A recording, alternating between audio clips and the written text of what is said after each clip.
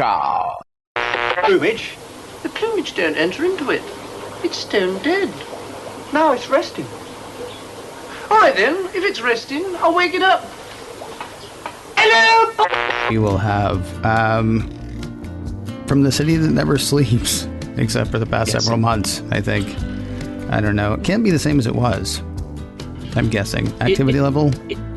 It's picked up. I mean, actually, what's interesting for me is that I'm now going into Manhattan on a regular basis, which I'd not done since February or March. Not to go to the office, because the office is still closed, but to go to physical therapy appointments. And so I'm commuting, I'm going on the subway, I'm observing the relative level of mask compliance, I'm getting my coffee, I'm walking around the streets, and it's super weird, and it's also exhausting. It's astonishing to me that I was able to do this, get up every day and get myself together and leave the house and go someplace for hours and come back. I'm out of practice. And I think we're all going to find, as we at some point return to something resembling a normal commute, for those of us who do, present company excluded, that it is going to be draining. But the city, so New York is doing okay. We're possibly, unfortunately, heading into another set of public schools going remote only due to increasing prevalence. But I mean, our friends who own the restaurant around the corner, our people are showing up and eating outside, and which is astonishing because we're getting to the bad weather time of the year. But yeah, I was going to say, are they are they setting up tents and heaters? But at that point, you might as well just have people inside. Hey, I should really quickly, by the way, say that Mike Rose is here with us this week. Mike Rose. Hey, everybody. The After Show? The After Show. Thank you. AfterShowPodcast.com. You're welcome. And other stuff that we can talk about throughout the week. It's funny you say, the whole commute thing. I was telling a story the other day about how I hadn't ridden the subway for several years. And then I went to D.C., and I rode the subway with a bunch of people who had never ridden the subway in their lives, because we came from, I want to say, a couple people from Oklahoma City, a couple people from Albuquerque, if memory serves. And so, we got on a train, and I had lived in the Bay Area before, so I knew how to ride BART, which is not the same as riding the subway in New York, but, it gets crowded, and I knew how to, weasel through, and, I could get to the middle of the train, no problem. And the other guys that I was with just kept standing by the door because they were deathly afraid, right? And so they were messing up the whole thing for everybody. And it was weird is when I got on the train, I'm just it was like I was a fish that you just threw back. I immediately swimming right to the middle of the train. And I wonder now if I will have lost that. And I also wonder if we're going to have those times again. I assume we will at some point. Although then we'll just be like, why am I not still working from home?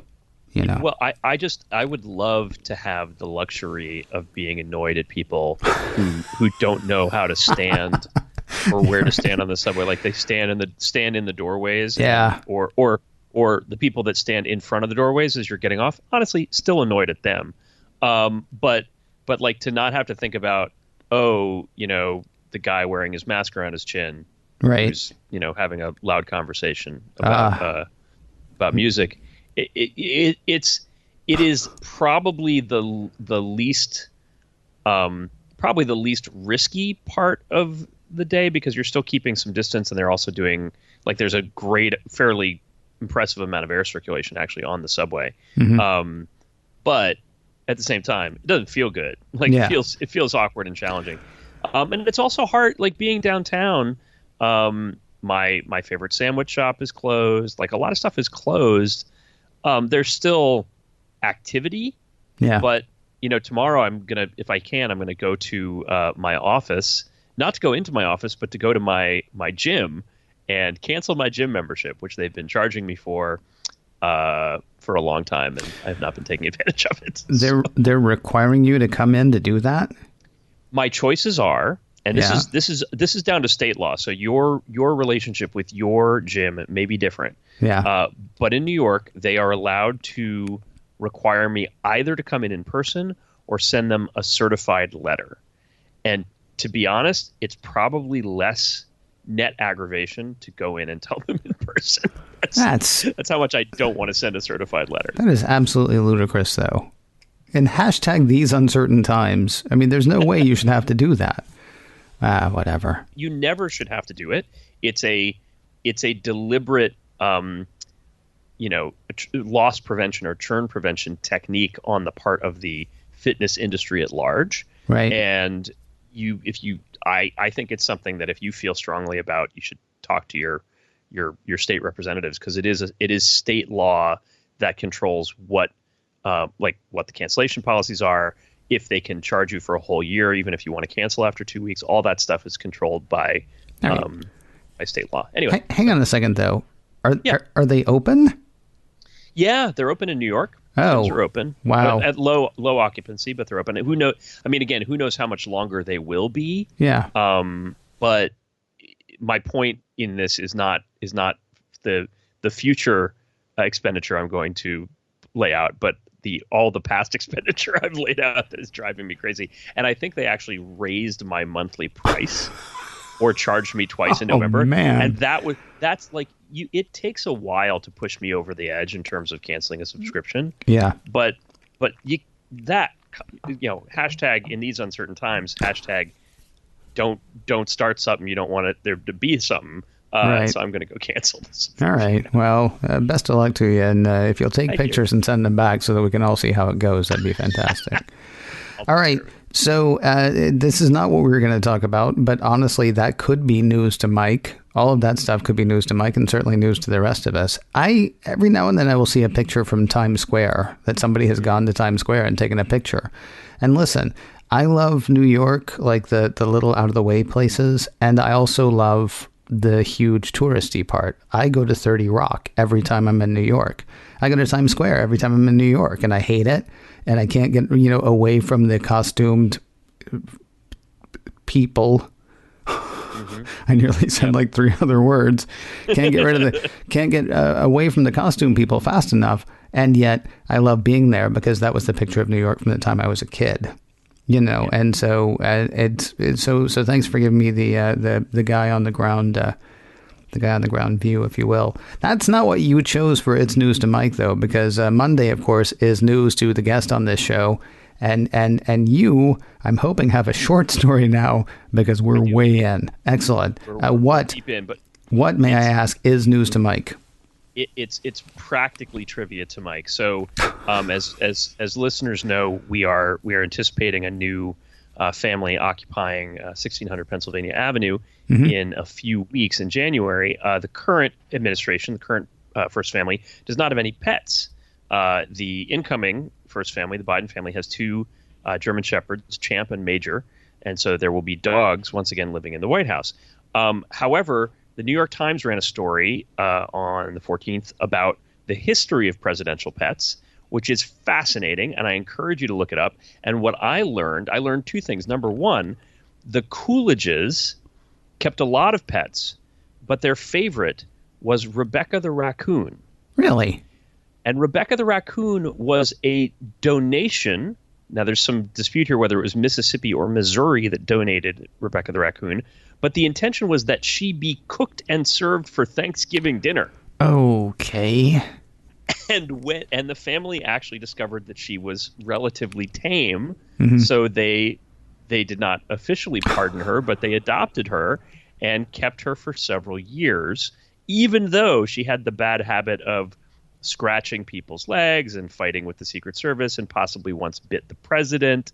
Anyway. You ever been bitten by a raccoon? It ain't pleasant. It's not fun. I've not experienced it. Okay, I have. I honestly have been bitten by a raccoon. It's not fun. Yeah, I know. It's okay, anyway, Rebecca, I'm sorry that happened to you. Rebecca, not the raccoon that bit you, it's featured in the New York Times story. I tweeted about it, saying, today I learned that Coolidge had a pet raccoon, and included the link to the Times story. The illustration on the Times story is not of Rebecca and the Coolidges. It is rather a picture of Billy, who is an opossum, with members of the Hoover administration, because Billy was the pet of the Hoover family. So here's what happens. If you tweet something that gets included in a New York Times moment, as my tweet was, and there is an illustration that is incongruous with the message in your tweet, you will have many people telling you, hey, that's not a raccoon, that's an opossum, which number one, Yeah. I know, and number two, I don't have any control of what picture shows up with the link.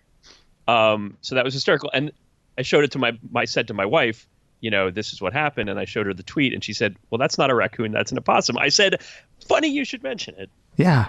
Yeah. You're telling me, basically. That's fantastic. Yeah. I have a friend who has a Star Trek news podcast, and she'll put something in there and then it'll be like, so CBS said this, right? And then she'll put that out and then everybody retweets, it goes back to her. And they're like, well, they're not thinking about this. And, she's like, it's not me. Or like when she'll do like happy birthday to some celebrity, then people will like, retweet back to her, hey, happy birthday to that celebrity. And she's like, they're not here now. You understand that, right? I'm not going to their party later. Yeah. So I need to find the GIF from Grosse Point Blank of John Cusack just screaming, it's not me, it's not me. Yeah. The amount of sway that they think you have with the New York Times, so that's pretty incredible. You know what I'm wishing now? And hopefully we will come to a place that's so like hip and groovy that it'll be fine. I want like 3 presidents now to have like a pet parrot. And I feel certain there are presidents who have had pet parrots. But I want the one like 3 or 4 presidents from now to walk around with it on its shoulder. Like a pirate like captain. A pirate. Right? That'd be fantastic. Or like maybe a ferret that just like jumps out of his pocket. Or her. I'm sorry. Let's be forward thinking. Maybe a ferret that jumps out of her pocket every now and then, like scurries around, steals a biscuit, goes back into her pocket. Yeah, we should really get to know the pets more than we have in the past, I think. I think any presidential pet that has the ability to hear and repeat spoken human language is going to create some challenges. Yeah, it might be fraught with peril now that you mention that. Although you really have to say it a long time, I mean, you can't just say something to a parrot and have them say it back immediately. Cartoons, I think, may have misled you on that part. Okay, I'll take your word for it, but I just it's not the risk I would choose to take as a chief executive.